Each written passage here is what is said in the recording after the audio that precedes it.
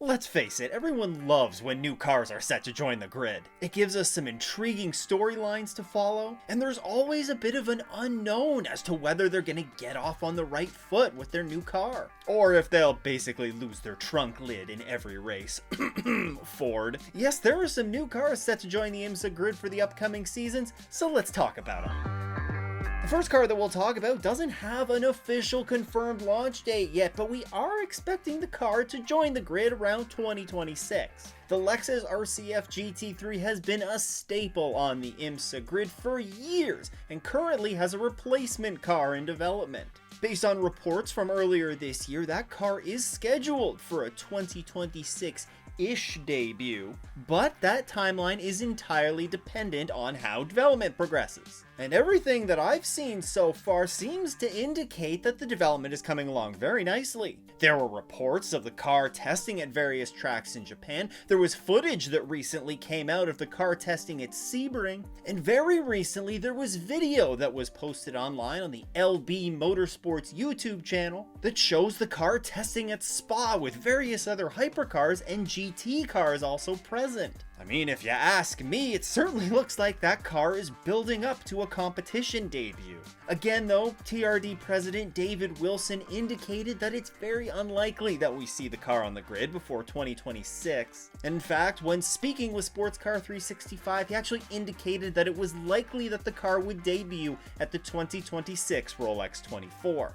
But hey, stranger things have happened, and maybe we could end up seeing that Lexus on the grid a bit earlier than we expected. Before we continue though, I'm excited to announce that 4Doors and GT4s will have its first official live episode this coming Monday. Hosted by myself and Mid-Ohio TCR winning race engineer Aaron Pfeiffer, we're going to break down everything that happened in the IMSA support races at Mid-Ohio and get you ready for all the action at Watkins Glen. We've yet to nail down the exact start time for that, but make sure to check out the community tab on YouTube or on X for the official start time. You can catch the show live right here on YouTube, and it will also be released in audio form on all podcasting platforms on Tuesday morning. It feels like just yesterday that this car was making its global debut, but here we are 3 years later and it's already getting an Evo kit. Yes, the BMW M4 GT3 is set for an Evo kit upgrade in 2025.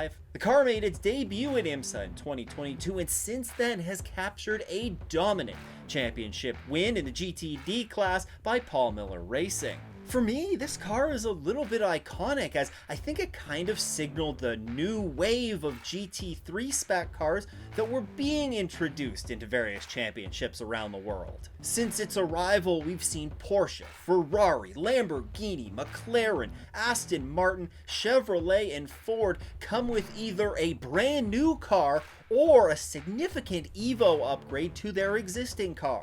And with this development, BMW is just helping to keep this big wave carrying on. Now, the BMW M4 GT3 Evo was recently unveiled at the Nürburgring 24. And the main focus of the Evo kit is on drivability, efficiency, and reliability as opposed to seeking outright performance gains. Apart from some minor aerodynamic upgrades, this Evo kit also hopes to solve one of the big problems that plagues the M4 GT3 right now, and that's its brakes. It's been a problem with this car, specifically in endurance races, and hopefully the larger brakes will help to solve many of the problems that the initial car had. Now, as I mentioned, these upgrades are more focused on reliability and drivability of the car as opposed to outright performance. This has also been a trend that we've seen emerge in this recent cycle of GT3 developments, as manufacturers set out to create a car that's easier to drive for the AM drivers and allows them to get the car into its optimal performance window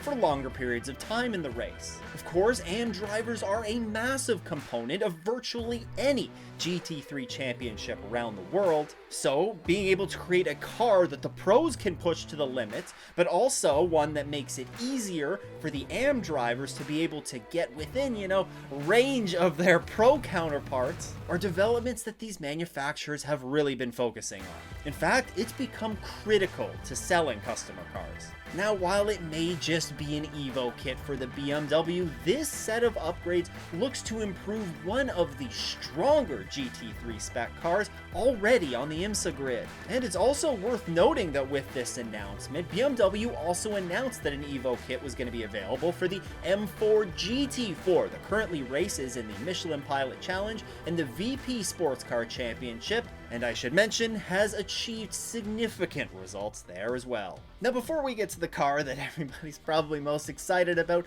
let's touch on the Mercedes here for a sec. It's no secret that the Mercedes-AMG is one of the oldest cars on IMSA's GTD grid. It was introduced in 2016, and since then, it has received an Evo Kit upgrade in 2020 that was initially slated to take its running life until the end of 2024. Initially, all signs pointed to a new car debuting in 2025. However, according to recent reports, it looks like we're gonna have to wait an extra year on that. In a recent Sports Car 365 article, head of Mercedes customer racing Stefan Wendell said that the brand is not committed to the 2025 timeline, and that the new car would likely be linked to the launch of a currently unveiled road car. Now, yes, it's unfortunate that we're not going to see a new Mercedes on the grid next year, but it's not all bad. The longer that the current car is used, the longer that we get to hear that rumbling V8 make laps around the track.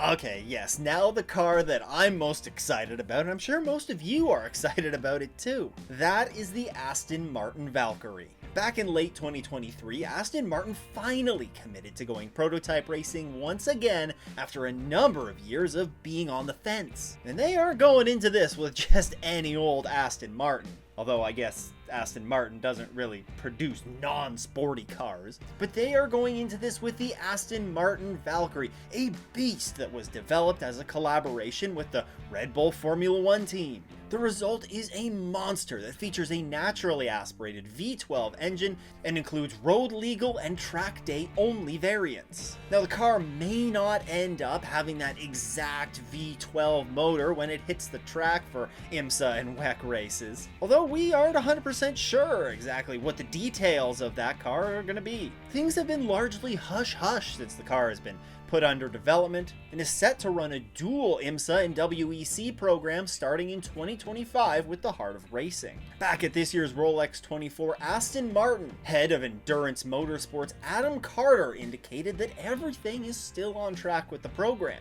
And Heart of Racing team principal Ian James indicated that ideally they'd like to get 12 to 15,000 kilometers of track testing under the car before it makes its debut, which is pretty much in line with what we saw from many of the LMDH manufacturers when those cars were set to make their debut. Now, it was expected that we would see a public unveiling of the LMH spec car sometime in Q2 of 2024, but as of right now, it looks like that's probably going to be bumped back a little bit. Rest assured, though, I'll keep an eye out for any news that comes out about the Valkyrie and keep you in the loop. Alright, so we're going to see the Aston Martin Valkyrie on the IMSA grid next year, and we're going to see a new Evo version of the BMW M4 GT3. But where will they race? Don't worry, I got you covered. You can check out the entire 2025 IMSA schedule right here. Huge shout out to all the channel supporters. If you too want to support the show, then you can head to patreon.com/offinthes or click the join button below. Once again though, thanks for tuning in. I hope everyone has a great race weekend and doesn't go off in the S's.